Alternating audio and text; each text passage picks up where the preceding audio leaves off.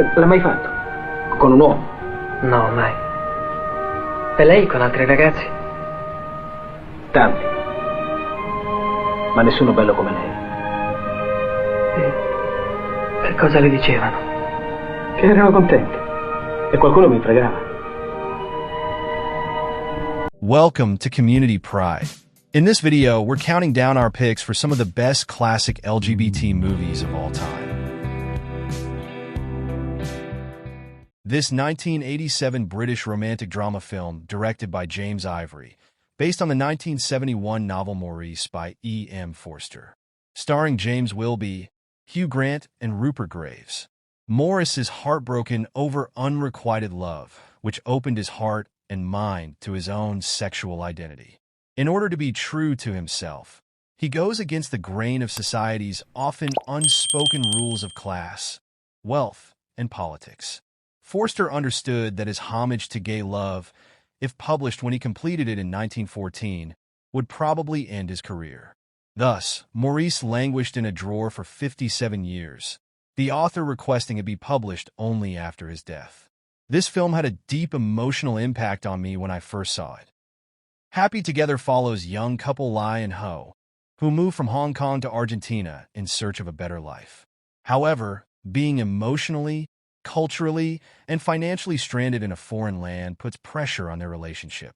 What ensues is an emotional, and at times physical, tug-of-war between the two, resulting in a vicious cycle of breaking up and getting back together, neither of them wanting to leave or let the other go, nor being in love enough to learn how to make things work. Happy Together is an intoxicating exploration of displacement and desire that swoons with the ache and exhilaration of love at its heart-tearing extremes. Ernesto is a 1979 film directed by Salvatore Samperi and starring Martin Hall.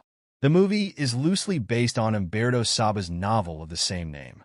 1911 Trieste, 17-year-old Ernesto explores his feelings with a boy and a hustler before pursuing music and finding himself torn between an intense friendship with young Emilio and desire for Emilio's twin sister Rochelle.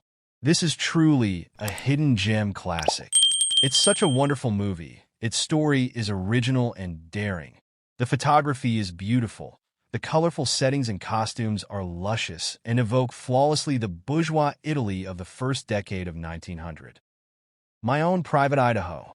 River Phoenix and Keanu Reeves star in this haunting tale from Gus Van Sant about two young street hustlers. Mike Waters, a sensitive narcoleptic who dreams of the mother who abandoned him, and Scott Favor, the wayward son of the mayor of Portland and the object of Mike's desire. Navigating a volatile world of junkies, thieves, and Johns, Mike takes Scott on a quest along the grungy streets and open highways of the Pacific Northwest, in search of an elusive place called home. Visually dazzling and thematically groundbreaking, My Own Private Idaho is a deeply moving look at unrequited love and life on society's margins. The Boys in the Band is sharply written by Crowley and restlessly acted by an ensemble that would, tragically, almost all fade into obscurity before dying prematurely of AIDS. The lived-in exchanges of dialogue between this friend group hit our ears not dissimilarly from little needles pricking exposed patches of skin slowly, one at a time. One of the first mainstream American movies to focus exclusively on gay male characters.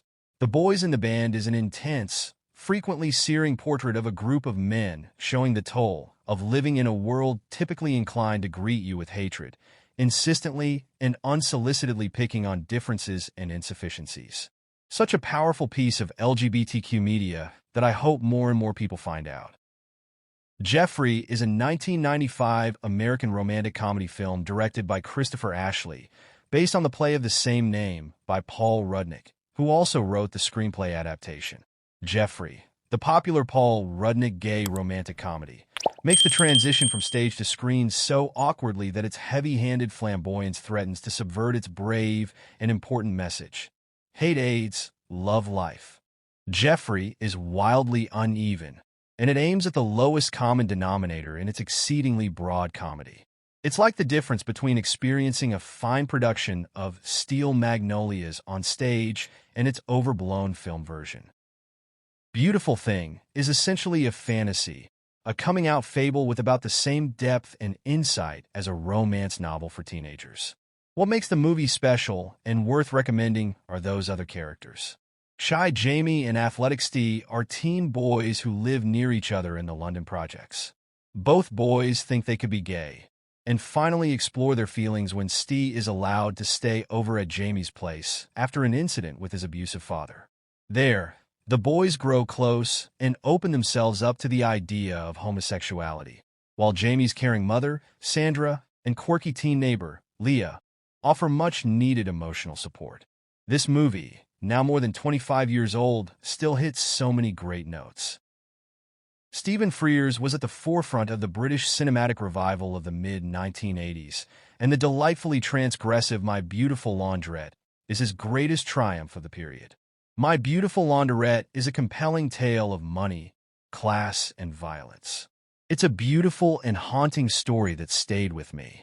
South London here seems to be in a world of its own, run down and untidy, streets brimming with young adults who couldn't make it, so they take it out on anyone and everyone, and a mishmash of conflicting cultures sharing the space. Johnny and Omar's relationship encompasses some subtleties that the movie handles with great delicacy. Get Real is a 1998 British romantic comedy drama film directed by Simon Shore. This tenderly romantic film tells the story of Steve, a young boy in a secondary school, as he struggles with coming out and falling in love with John, the top athlete at school, who amazingly falls in love with him as well. A real, true-to-life movie of acknowledging one's homosexuality, when Steven spends his school days longing for all-star athlete John. But John has a gorgeous girlfriend, and Steven is still in the closet about being gay. The only one who knows the teenager's secret is his friend Linda. After a curious run-in with John in a public restroom, Steven starts to wonder if the jock is straight after all. When they start a romance, it threatens to expose the truth about both of them. A movie that hits the heart in so many places. Another Country is a 1984 British romantic historical drama written by Julian Mitchell, adapted from his play of the same name. Directed by Marek Koniewska, starring Rupert Everett and Colin Firth in his feature film debut. In this film adaptation of the Julian Mitchell play, classmates and fellow outcasts Guy Bennett and Tommy Judd find comfort and friendship during the 1930s at an elite British public school where conformity is the norm. Openly gay Bennett must deal with bullying and homophobia, while Judd struggles to reconcile the expectations of the establishment with his own Marxist beliefs when he is given the opportunity to become head boy.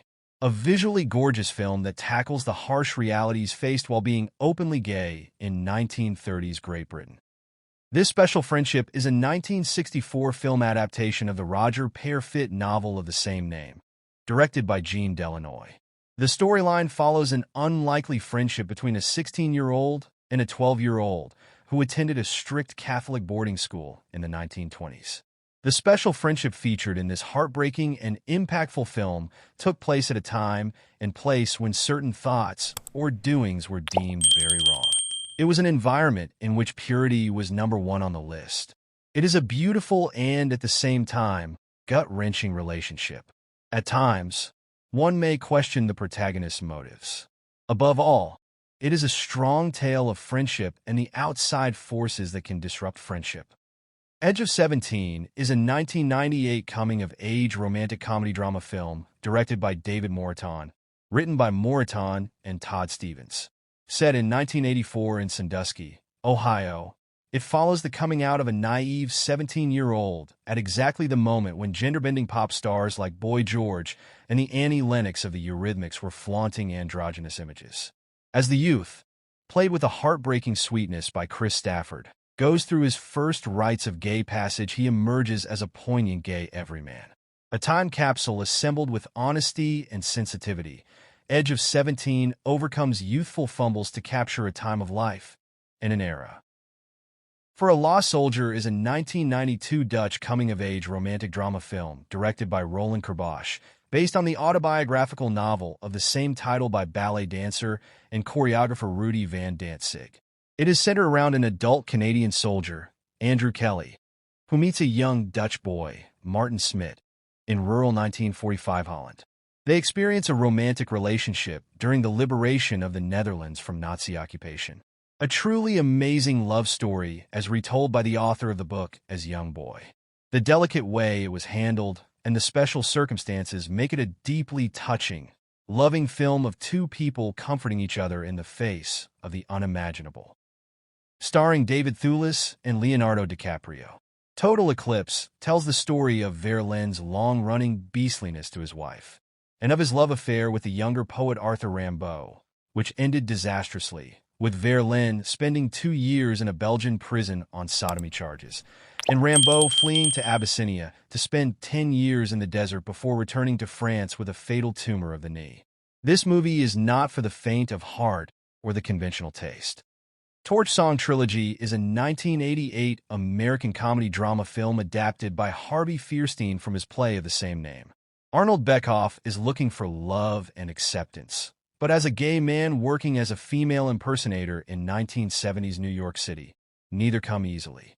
After a series of heartaches, Arnold believes he has found the love of his life in Alan, and the couple make plans to adopt. But when tragedy strikes, Arnold's life is shaken to its very core, leading to a confrontation with his overbearing mother, who has never approved of her son's lifestyle. This movie is so good at every level, like from emotions to funny moments. It has everything a film needs. Longtime Companion is a 1989 American romantic drama film directed by Norman Renee. During the 1980s, a group of gay men and their straight female friend confront the spread of AIDS. Personal trainer Willie watches the epidemic grow, advocating for awareness. Willie's friend John is the first to be infected, but soon it becomes clear that a pandemic is underway in the gay community. Willie, boyfriend Fuzzy, and his adopted sister Lisa look on as their friends and loved ones succumb to the disease. Longtime Companion is about friendship and loyalty, about finding the courage to be helpful and the humility to be helped. If you enjoy our content, let others know by liking and sharing our videos. Hit the subscribe button and turn on notifications so you never miss an update.